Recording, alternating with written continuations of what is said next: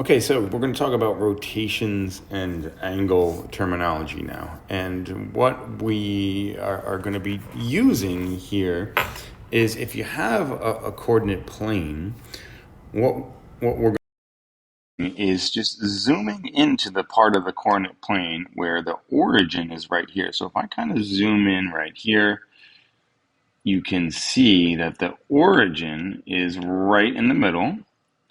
And what we're going to do here is we're going to create rotations, and we're only going to go to 1, right? So the point 1 comma 0, and then we're going to rotate that arm around, and then we're going to go to 0 comma 1, and we're going to keep rotating that arm around, and then we've got negative 1 comma 0, and if we keep rotating around, we've got 0 comma negative 1, and then we rotate all the way back around to the first point, 1 comma 0.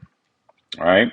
So what that does, if we kind of zoom back out and then zoom back in, is now we're looking at this. Okay. And this is the basics of trigonometry. This is the introduction to trigonometry, because almost all trigonometry is based around this circle that is being made right now, which is called the unit circle. It's called the unit circle because the radius is 1 unit. Right. So some things that we need to think about. First of all, what do we mean by a rotation? Now, rotations can be measured in degrees. So if I have a 90-degree angle, I know that this is going to be 90 degrees over here. And then halfway around the circle will be 180 degrees. And then 3/4 of the way around the circle would be 270 degrees. And of course, all the way around would be 360 degrees, right? So how rotations work is, first of all, there is a positive rotation. So a positive rotation is this. I'm going to start here. I'm going to rotate, rotate, rotate, and then I'm going to stop somewhere. Okay, so if I stop somewhere, the radius of the circle is right here. And the rotation here, let's say this is 60 degrees. That would be a 60-degree rotation.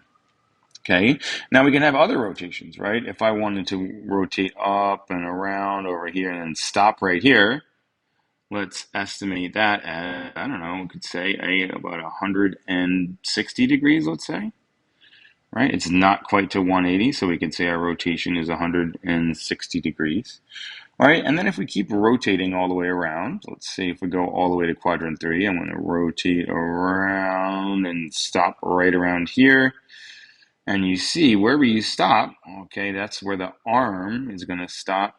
And we can say, well, that rotation is about 300 degrees, let's say, right? It's a little bit past 270. It's not quite to 360. Okay, so those rotations are positive rotations. They're headed in an upward direction. This is quadrant 1. That's why we want it to be positive, right? Most of the useful information happens in quadrant 1. But then you also have quadrant 2, quadrant 3, and then quadrant 4. Okay, so positive rotations head towards quadrant 1, right? Now, if we have a negative rotation heads downward. So if I wanted to drop downward, I could say this is a negative 30-degree rotation. And now I can draw my arm right here, and it would hit just like that. So negative rotations head downward. Okay, so if I wanted to say negative 90 degrees, I can go all the way down to here and then stop right here. And a negative 90-degree rotation is the same as a positive 270-degree rotation. So you can see how we can head in a positive direction, which is upward, a negative direction, which is downward. Okay, so now what also happens here is that we can have positive and negative rotations that actually go around even farther.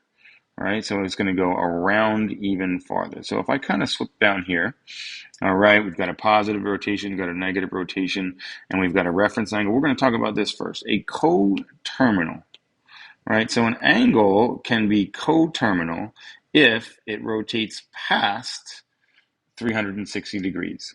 Okay, so the way that I would draw this is I would draw all the way up and around. Now I've got 360 degrees.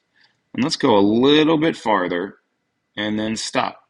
So if I do that, I go a little bit farther and stop. This rotation is now a rotation of, let's say, 400 degrees.